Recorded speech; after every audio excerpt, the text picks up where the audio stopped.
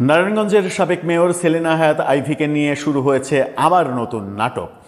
হাইকোর্টের স্পষ্ট নিষেধাজ্ঞা জারি আমরা দেখেছি যে তাকে নতুন কোনো মামলায় শোন অ্যারেস্ট দেখিয়ে কোনো ধরনের হয়রানি করা যাবে না।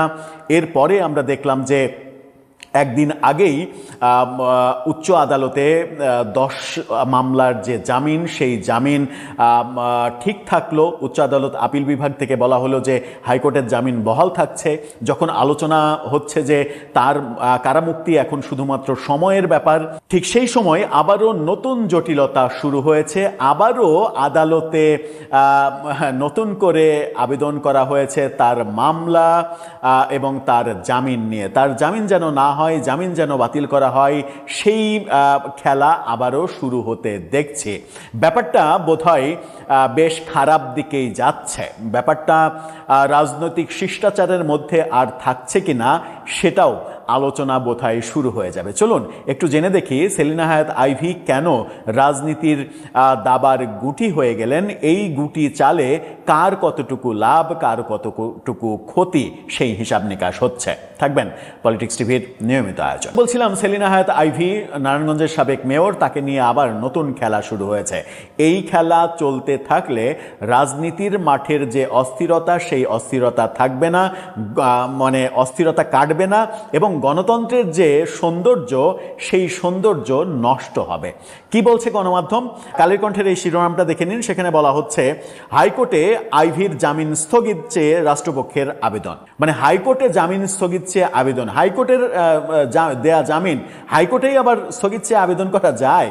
আবেদন তো করতে হয় আপিল বিভাগে। তো আপিল বিভাগে আবেদনের প্রেক্ষিতে আপিল বিভাগ তো 10 মামলায় বলে দিয়েছে হাইকোর্টের জামিন ঠিক থাকবে, অর্থাৎ আইভীর মুক্তি পেতে আর সমস্যা নেই। এই তো একদিন আগেই পত্রিকায় কি খবর হয়েছিল দেখুন সেই খবরটি। সেখানে বলা হয়েছিল যে 10 মামলায় আইভীর জামিন বহাল, মুক্তিতে বাধা নেই। আইনজীবী স্পষ্ট জানিয়েছেন। এই খবরটা, শিরোনামটা যেটা দেখলেন সেটা তো নিশ্চয়ই আপনারা বুঝতে পারছেন যে ঘটনাটা কি ঘটেছিল। এবার যখন ঘটনাটা আমরা পাল্টে যেতে দেখছি, তখন ব্যাপারটাকে কিভাবে বর্ণনা করা যায়? কি বলছে? নারায়ণগঞ্জের সিদ্ধিরগঞ্জ থানায় দায়ের করা 2টি হত্যা মামলায় নারায়ণগঞ্জ সিটি কর্পোরেশনের সাবেক মেয়র সেলিনা হায়াৎ আইভীকে হাইকোর্টের দেয়া জামিন স্থগিত চেয়ে আবেদন করেছে রাষ্ট্রপক্ষ। এটা কি করা যায়?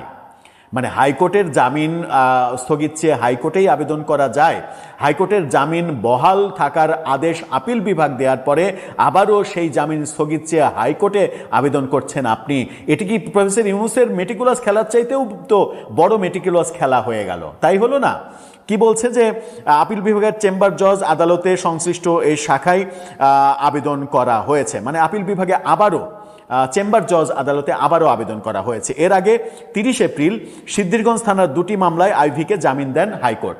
30 এপ্রিল জামিন দিয়েছেন হাইকোর্ট, এবং জামিন দেওয়ার পরে আবারও মানে আপিল বিভাগে আমরা দেখেছি যে আপিল যেটা দায়ের করা হয়েছিল, আপিলে বলে দেওয়া হয়েছিল হাইকোর্টের জামিন বহাল থাকবে। এরপরে আবারও চেম্বার জজ আদালতে যাওয়া হলো। আমি জানি না যে এটা ভিন্ন কোনো মামলা কিনা, কিন্তু পত্রিকা বলছে যে এটা ভিন্ন কোনো মামলা না। বিচারপতি কে এম জাহিদ সারোয়ার এবং বিচারপতি শেখ আবু তাহেরের সমন্বিত গঠিত বেঞ্চ এই জামিন আদেশ দিয়েছিলেন। মেয়র আইভীর পক্ষে অ্যাডভোকেট আওলাদ কালের কণ্ঠকে বলেন রাষ্ট্রপক্ষ সিদ্ধিরগঞ্জের 2টি মামলার জামিন স্থগিত চেয়েছেন, কিন্তু কোর্ট এ বিষয়ে কোনো আদেশ দেয়নি। প্রসঙ্গত 2025 সালের 9 মে ভোররাতে তাকে গ্রেপ্তার করা হয়। সিদ্ধিরগঞ্জ থানায় 2024 সালের 11 সেপ্টেম্বর এবং 2025 সালের 30 জুন দায়ের করা 2টি হত্যা মামলায় আইভীকে গ্রেপ্তার দেখানোর আবেদন করেছিল পুলিশ। এর মধ্যে একটি মামলায় 2রা মার্চ এবং অপর মামলায় 12 এপ্রিল নারায়ণগঞ্জের চিফ জুডিশিয়াল ম্যাজিস্ট্রেট তাকে গ্রেপ্তার দেখানোর আবেদন মঞ্জুর করেন। পরে গত 10 মে হত্যা ও বিভিন্ন অভিযোগে দায়ের করা 10 মামলায় আইভীর জামিন বহাল রাখেন আপিল বিভাগ। এই যে আপিল বিভাগ 10 মামলায় জামিন বহাল রেখেছেন, এই 10 মামলায় জামিন বহাল রাখার পরে তো তার মুক্তি পাওয়ার কথা। আইনজীবী সেটাই জানিয়েছিলেন একদিন আগে, কিন্তু এখন আবার হাইকোর্টের জামিন নিয়ে আবারও যাওয়া হচ্ছে। তাহলে কি আইভীর বিরুদ্ধে 10টি না 12টি মামলা? মানে আইভীর বিরুদ্ধে আসলে কত মামলা? কিভাবে এই ব্যাপারগুলো হচ্ছে এবং আইভিকে যে কোনো মূল্যে কারাগারে রাখার যে প্ল্যান প্রফেসর ইউনূস সরকার করেছিল, সেখান থেকে আমরা ব্যতিক্রম কোনো চিত্র দেখতে পাচ্ছি না কেন? একই পথে কেন বর্তমান গণতান্ত্রিক সরকারও চলতে চাইছে?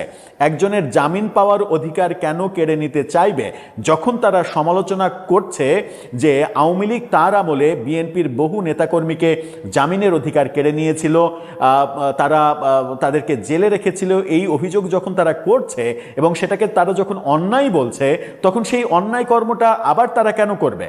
যদি তাই করে তাহলে তো আওয়ামী লীগ সরকারের ওই কর্মকাণ্ডকে খারাপ বলার অধিকার আর তাদের থাকবে না। খারাপকে খারাপ বলার পরে সেই একই কাজ তো আমি করতে পারি না, কারণ আমি নিজেকে দাবি করছি ভালো। যদি একই কাজ আমি করি তাহলে তো খারাপের থেকে আমার কোনো পার্থক্য থাকলো না, আমিও খারাপ হয়ে গেলাম। এভাবেই কি চলবে দেশ? দর্শক, আপনার কাছে